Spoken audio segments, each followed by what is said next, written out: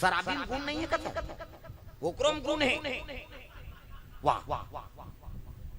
ओ राम सत्ता चला थे बड़ा नम के लाला छलिया है वो समरिया राम कक्का जवान हवन होती सरे कहीं को ताकत इति हवन शुरू होई पंडित देवता आ गए हां हवन करो वो भट्टी चल दिसो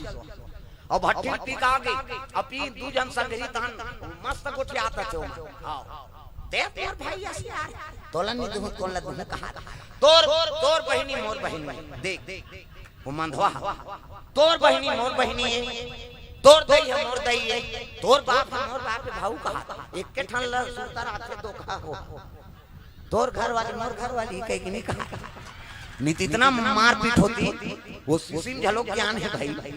हां तोर दादा मोर दादा है तोर बहनी मोर भाऊ उ चल नहीं कहा तोर भाई मोर भाई नहीं तो मन ऊंचे मर्डर हो जाए मानता